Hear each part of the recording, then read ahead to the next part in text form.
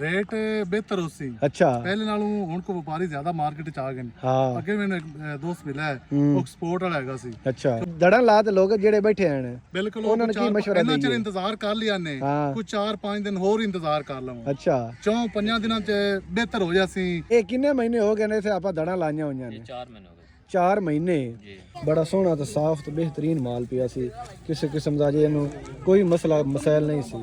ਅਜੇ ਆਪਣੇ ਇਲਾਕੇ ਵਿੱਚ ਕਿਸੇ ਦੀ ਕੋਈ ਦੜ ਅਜੇ ਖਰਾਬ ਅਜੇ ਨਹੀਂ ਖਰਾਬ ਨਹੀਂ ਹੋਈ ਤੇ ਇਨਸ਼ਾਅੱਲਾ 4-5 ਦਿਨ ਹੋਰ ਵੀ ਖਰਾਬ ਨਹੀਂ ਹੁੰਦੀ। ਦੜਾਂ ਦੀ ਬਰਾਈ ਕਰ ਰਹੇ ਨੇ ਤੇ ਆਪਾਂ ਨਾ 2-3 ਜਗ੍ਹਾ ਤੇ ਅਸੀਂ ਹੋਰ ਵੀ ਵੇਖਿਆ ਸਾਡੇ ਇਲਾਕੇ ਦੇ ਵਿੱਚ ਜਿਹੜਾ ਹੁਣ ਮਤਲਬ ਦੜਾ ਸੇਲ ਕਰ ਰਹੇ ਨੇ। ਇਹਦੀ ਕੀ ਵਜ੍ਹਾ ਹੈ?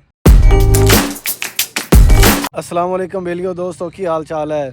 ਅਸੀਂ ਜਨਾਬ ਆਲੂਆਂ ਤੇ ਆ ਗਏ ਹਾਂ। ਆਲੂਆਂ ਦੇ ਦੜਾਂ ਇੱਥੇ ਲੱਗੀਆਂ ਹੋਈਆਂ ਸੀ ਤੇ ਇਹ ਦੜਾਂ ਤੁਹਾਨੂੰ ਅਗਰ ਅਸੀਂ ਵਿਖਾਈਏ ਤੇ ਇਹ ਕਾਫੀ ਦੜਾਂ ਇੱਥੇ ਲੱਗੀਆਂ, ਜਿਵੇਂ 2-3 ਦੜਾਂ ਇਸ ਸਾਈਡ ਤੇ ਲੱਗੀਆਂ ਹੋਈਆਂ ਸੀ ਤੇ 2-3 ਦੜਾਂ ਇਸ ਸਾਈਡ ਤੇ ਲੱਗੀਆਂ ਹੋਈਆਂ ਸੀ ਤੇ ਅੱਜ ਇਹਨਾਂ ਦੀ ਭਰਾਈ ਦੂਸਰਾ ਤੀਸਰਾ ਦਿਨ ਹੋ ਗਿਆ ਜਾਰੀ ਹੈ। ਤਕਰੀਬਨ ਉਹ ਪਿਛਲੀਆਂ ਦੜਾਂ ਜਿਹੜੀਆਂ ਨੇ ਉਹ ਮੁਕੰਮਲ ਹੋ ਗਈਆਂ ਨੇ। ਇਸ ਸਾਈਡ ਤੇ ਇੱਕ ਦਾੜੀ ਪਈ ਹੈ। ਹੁਣ ਅਸੀਂ ਅੱਜ ਤੁਹਾਨੂੰ ਵਿਖਾਣੇ ਹੈ ਜਿਹੜਾ ਇਹ ਸੌਦਾ ਹੋਇਆ ਇਹ ਕਿਸ ਤਰ੍ਹਾਂ ਸੌਦਾ ਹੋਇਆ ਹੈ ਤੇ ਇਹ ਵੈਰਾਈਟੀ ਕਿਹੜੀ ਹੈ। ਆਹ ਵੈਰਾਈਟੀ ਕਿਹੜੀ ਹੈ ਜਿਹੜੀ ਹੈ ਬਰਾਈ ਲੱਗੀ ਹੋਈ ਹੈ ਤੇ ਉਸ ਸਾਈਡ ਤੇ ਜਿਹੜੀ ਬਰਾਈ ਲੱਗੀ ਹੋਈ ਹੈ ਉਹ ਕਿਹੜੀ ਵੈਰਾਈਟੀ ਹੈ ਤੇ ਆਲੂਆਂ ਦੀ ਜਿਹੜੀ ਮੌਜੂਦਾ ਸੂਰਤ ਹਾਲ ਚੱਲ ਰਹੀ ਹੈ ਉਹ ਅੱਜ ਤੁਹਾਨੂੰ ਅਸੀਂ ਦੱਸਣੇ ਹੈ। ਇਹ ਜਨਾਬ ਅਸੀਂ ਤੁਹਾਨੂੰ ਵਿਖਾਈਏ ਤਾਂ ਉਹ ਸਾਈਡ ਤੇ 2 ਟਰੱਕ ਖੜੇ ਹਨ ਤੇ ਮਾਲ ਲੋਡ ਕਰਦੇ ਪਏ ਨੇ ਤੇ ਅੱਗੇ ਜਨਾਬ ਆਹ ਵੇਖ ਲਓ, ਆਹ ਵੀ ਪਰਾਲੀ ਤੇ ਜਨਾਬ ਥੱਲੇ ਆਲੂਆਂ ਦੀਆਂ ਬੋਰੀਆਂ ਭਰੀਆਂ ਪਈਆਂ ਨੇ ਤੇ ਐਵੇਂ ਹੀ ਅਗਾਂ ਲੱਗੇ ਚਲੀਏ ਤੇ ਉਹ ਸਾਈਡ ਤੇ ਜਨਾਬ ਬਰਾਈ ਲੱਗੀ ਖੜੀ ਹੈ। ਤੇ ਹੁਣ ਅੱਗੇ ਅਸੀਂ 2-3 ਜਗ੍ਹਾ ਤੇ ਹੋਰ ਵੀ ਵੇਖਿਆ ਹੈ, ਉੱਥੇ ਵੀ ਜਨਾਬ ਹੁਣ ਲੋਕ ਆਲੂਆਂ ਦੀ ਬਰਾਈਆਂ ਲਾਈ ਖੜੇ ਨੇ ਤਾਂ ਮਤਲਬ ਆਲੂ ਹੁਣ ਲੋਕ ਸੇਲ ਕਰ ਰਹੇ ਨੇ। ਹੁਣ ਆਪਾਂ ਵੇਖਨੇ ਆ ਲੋਕਾਂ ਕੋਲ ਪੁੱਛਣੀ ਹੈ ਵੀ ਇਹ ਮੌਜੂਦਾ ਸੂਰਤ ਹਾਲ ਕੀ ਚੱਲ ਰਹੀ ਹੈ, ਰੇਟ ਦੇ ਵਿੱਚ ਕੋਈ ਬਿਹਤਰੀ ਆਈ ਹੈ ਕਿ ਅਗਰ ਤੁਸੀਂ ਮਤਲਬ ਗਰਮੀ ਦੀ ਵਜ੍ਹਾ ਤੋਂ ਡਰ ਤੇ ਤੁਸੀਂ ਸੇਲ ਕੀਤੀ ਜਾਂਦੇ ਨੇ, ਕੀ ਮਸਲਾ ਹੈ ਵੀ ਅਗਰ ਰੇਟ ਸਹੀ ਹੋ ਗਿਆ ਤਾਂ ਫਿਰ ਤਾਂ ਠੀਕ ਹੈ, ਸੇਲ ਕਰਨਾ ਚਾਹੀਦਾ ਹੈ। ਜੇ ਆਲੂਆਂ ਦੀ ਵੀ ਸੂਰਤ ਹਾਲ ਚੈੱਕ ਕਰਨੇ ਆ ਵੀ ਆਲੂ ਖਰਾਬ ਹੋ ਰਹੇ ਨੇ ਤਾਂ ਲੋਕ ਸੇਲ ਕਰਦੇ ਪਏ ਨੇ, ਇਹ ਕੀ ਵਜ੍ਹਾ ਹੈ? ਇਹ ਆਪਾਂ ਜਿਹੜੇ ਮਾਲਕ ਹਨ ਜਿਹਨਾਂ ਇਹ ਆਲੂ ਸੇਲ ਕੀਤੇ ਨੇ ਉਹਨਾਂ ਕੋਲ ਪੁੱਛਣੇ ਆ। ਇਹ ਆਹ ਭਾਈ ਸਾਹਿਬ ਹਨ ਜਨਾਬ ਜਿਹੜਾ ਦੜਾ ਬਣਾਉਂਦੇ ਪਏ ਨੇ ਤੇ ਇਹਨਾਂ ਕੋਲ ਆਪਾਂ ਪਹਿਲੇ ਪੁੱਛਣੇ ਆ ਇਹ ਜਿਹੜੀ ਵੈਰਾਈਟੀ ਭਾਈ ਜਾਨ ਹੈ ਜਿੰਦਾ ਆਪਣਾ ਸੌਦਾ ਹੋਇਆ ਹੈ, ਇਹ ਵੈਰਾਈਟੀ ਦਾ ਨਾਂ ਕੀ ਹੈ? LR ਜੀ। LR ਜੀ। ਤੇ ਇਹ ਕਿੰਨੇ ਮਹੀਨੇ ਹੋ ਗਏ ਨੇ ਇੱਥੇ ਆਪਾਂ ਦੜਾਂ ਲਾਈਆਂ ਹੋਈਆਂ ਨੇ? 4 ਮਹੀਨੇ ਹੋ ਗਏ 4 ਮਹੀਨੇ। ਜੀ। ਤੇ ਪਹਿਲੇ ਐਵਰੇਜ LR ਵੇਚਾ ਨੇ ਕੋਨੀ ਵਿੱਚ ਉਹਦੀ ਕੀ ਐਵਰੇਜ ਆਈ ਹੈ? 190 ਆਈ 190 ਤੇ ਉਹ ਰੇਟ ਕੀ ਆ? ਉਹ 6500 6500 ਨੂੰ। ਤੇ ਇਹ ਕਿੰਨੇ ਕਿੱਲਿਆਂ ਦੀਆਂ ਦੜਾਂ ਲੱਗੀਆਂ ਹੋਈਆਂ ਨੇ? 6 ਕਿਲੇ ਲੱਗੇ 6 ਕਿੱਲਿਆਂ ਦੀ। ਤਾਂ ਹੁਣ ਕੀ ਐਵਰੇਜ ਆ ਸੀ? ਹੁਣ ਆਵੇਗੀ 80 85 ਜਾਂ 75 ਇੱਥੇ। ਤੇ ਹੁਣ ਆਪਣਾ ਸੌਦਾ ਇਹ ਕਿਵੇਂ ਹੋਇਆ? ਤੇ ਹੋਇਆ 30 ਰੁਪਏ ਕਿਲੋ 30 ਰੁਪਏ ਕਿਲੋ। ਤੇ ਉਹ ਬੋਰੀ ਦਾ ਅਗਰ ਹਿਸਾਬ ਲਾਈਏ ਤੇ ਉਹ ਕਿੰਨਾ? 3600 ਦੀ ਬੋਰੀ। ਮਤਲਬ ਬੜਾ ਨੁਕਸਾਨ ਹੈ ਇਹਨਾਂ ਚ ਰੱਖਤੇ ਵੀ। ਤੇ ਆ ਜਿਹੜੀ ਆਪਣੀ ਦੜ ਪਈ ਹੈ ਮੁਜ਼ੀਕਾ ਦੀ ਹੈ ਜੀ। ਮੁਜ਼ੀਕਾ ਇਹ ਮੁਜ਼ੀਕਾ ਹੁਣ ਕਿਉਂ ਨਹੀਂ ਸੇਲ ਕੀਤਾ? ਨਹੀਂ ਤਾਂ ਕਿਉਂ ਨਹੀਂ ਸੌਦਾ ਹੋਇਆ? ਕਿਹਦਾ ਲੱਗਦਾ ਪਿਆ 2900 3000। ਅੱਛਾ ਅਸੀਂ ਕਹਿੰਦੇ ਵੀ ਥੋੜਾ ਰੇਟ ਵੱਲ ਹੋ ਜਾਵੇ। ਹਾਂ ਅੱਛਾ, ਮਤਲਬ ਇਹ ਤੁਸੀਂ ਸੇਲ ਨਹੀਂ ਕਰਦੇ ਪਏ ਨੇ। ਆਉਣ ਵਾਲੇ ਦਿਨਾਂ ਵਿੱਚ ਕੀ ਵੇਂਦੇ ਇੰਨੇ ਕੋ ਰੇਟ ਦੇ ਵਿੱਚ ਬਿਹਤਰੀ ਆ ਸੀ? ਇਨਸ਼ਾਅੱਲਾ ਆਏਗੀ। ਹੈ ਕਿਵੇਂ ਆ ਸੀ? ਮਤਲਬ ਰਾਸਤੇ ਸਾਰੇ ਬੰਦ ਹਨ ਤੇ ਕਿਰਾਏ ਮਹਿੰਗੇ ਹੋ ਗਏ ਨੇ। ਅਸੀਂ ਤਾਂ ਨੇ ਆਵੇ ਹੁਣ ਅਗਾ ਤਾਂ ਪਤਾ ਨਹੀਂ। ਨਹੀਂ ਜੀ, ਕਿਉਂ ਜੀ ਆਫਾ ਸਾਹਿਬ ਰੇਟ ਬਿਹਤਰ ਸੀ। ਅੱਛਾ ਪਹਿਲੇ ਨਾਲੋਂ ਹੁਣ ਕੋ ਵਪਾਰੀ ਜ਼ਿਆਦਾ ਮਾਰਕੀਟ ਚ ਆ ਗਏ ਨੇ। ਹਾਂ ਅੱਗੇ ਮੈਨੂੰ ਇੱਕ ਦੋਸਤ ਮਿਲਿਆ ਹੈ, ਉਹ ਐਕਸਪੋਰਟ ਵਾਲਾ ਹੈਗਾ ਸੀ। ਅੱਛਾ ਕਿਉਂਕਿ ਰਾਹ ਖੁੱਲ ਗਏ ਨੇ, ਉਹਨਾਂ ਦਾ ਕੋਈ ਮਸਲਾ ਹੱਲ ਹੋ ਗਿਆ, ਰਾਸਤੇ ਖੁੱਲ ਗਏ ਨੇ ਸਾਰੇ। ਅੱਛਾ ਤੇ ਅੱਜ ਵੀ ਕਰਾਚੀ ਚ 2324 ਮਾਰਨ ਦਾ ਮੁਜ਼ੀਕਾ ਵਿਕਾ। ਅੱਛਾ ਹਾਂਜੀ, ਮਤਲਬ ਤੁਸੀਂ ਆਂਦੇ ਨੇ ਵੀ ਆਉਣ ਵਾਲੇ ਦਿਨਾਂ ਵਿੱਚ ਬਿਹਤਰੀ ਆ ਸੀ? ਬਿਲਕੁਲ ਇਨਸ਼ਾਅੱਲਾ 3-4 ਦਿਨ ਦੇ ਵਿੱਚ ਤੁਸੀਂ ਵੇਖਿਆ ਹੈ ਆਵੇਗੀ ਬਿਹਤਰ ਹੋ ਜਾਸੀ। ਅਗਰ ਆਪਾਂ 3-4 ਦਿਨ ਬਾਅਦ ਮੌਸਮ ਵੀ ਠੰਡਾ ਹੋ ਜਾਣਾ ਜੀ। ਹਾਂ ਅਗਰ ਜਿਹੜੇ ਧੁੱਪੇ ਤੜਾ ਲਾ ਤੇ ਬੈਠੇ ਨਾ ਧੁੱਪ ਦੇ ਵਿੱਚ ਤਾਂ ਉਹਨਾਂ ਦੇ ਤਾਂ ਖਰਾਬ ਹੋਣ ਦੇ ਵੀ ਤਾਂ ਬੜੇ ਚਾਂਸ ਹਨ। ਨਹੀਂ ਅਜੇ ਕੋਈ ਚਾਂਸ ਨਹੀਂ ਹੈ। ਅਜੇ ਤਾਈਂ ਆਲੂ ਬਿਲਕੁਲ ਫਿੱਟ ਪਿਆ ਜੇ। ਹਾਂ ਜਿੰਨਾ ਵੀ ਪਿਆ ਹੈ ਨਾ ਆਲੂ, ਕੋਈ ਜਿਹਨੇ ਲਾਈ ਹੈ ਨਾ ਮਾਰਚ ਚ ਦਾੜ ਹਾਂ ਉਹਦਾ ਹੀ ਮਸਲਾ ਬਣ ਸਕਦਾ ਹੈ। ਜਨਵਰੀ ਫਰਵਰੀ ਜਾਣੇ ਦਾ ਮਸਲਾ ਨਹੀਂ ਬਣਦਾ। ਇਹਨਾਂ ਦੜਾਂ ਲਾਈਆਂ ਜਨਾਬ ਫਰਵਰੀ ਦੀ 10-12 ਤਰੀਕ ਨੂੰ। ਅੱਛਾ ਹਾਂਜੀ, ਇਹਨਾਂ ਦਾ ਤਾਂ ਕੋਈ ਮਸਲਾ ਨਹੀਂ ਬਣਦਾ ਪਿਆ। ਤੇ ਆਉਣ ਵਾਲੇ ਦਿਨਾਂ ਵਿੱਚ ਮੇਰਾ ਗੁਆਂਢੀ ਹੈ ਜੀ, ਸਭ ਤੋਂ ਪਹਿਲੇ ਆਲੂ ਇਹਨੇ ਸੇਲ ਕੀਤੇ ਨੇ। ਅੱਛਾ ਤੇ 5 ਲੱਖ ਤੇ ਕਿੰਨੇ ਦਾ ਆਲੂ ਸੇਲ ਹੋਇਆ ਸੀ? 5,30,000 ਕਿਲੋ। 5,30,000 ਦਾ ਕਿੱਲਾ ਹੋਇਆ ਨੇ। ਮਤਲਬ ਜਦੋਂ ਆਪਾਂ ਕੱਚੀ ਪਟਾਈ ਸ਼ੁਰੂ ਕੀਤੀ ਆਏ ਤੇ ਸਾਰਿਆਂ ਤੋਂ ਪਹਿਲੇ ਇਸ ਬੰਦੇ ਨੇ ਸ਼ੁਰੂ ਕੀਤੀ ਹੈ। 88 ਬੋਲ ਨਿਕਲਿਆ 72 ਦਿਨਾਂ ਦੇ। ਮੈਂ ਪੜਾਈ ਕੀਤੀ, ਉਸ ਤੋਂ ਬਾਅਦ ਇਹਨੇ ਮੈਂ ਕੀ ਰੇਟ ਵੇਚਿਆ ਨੇ ਤੂੰ?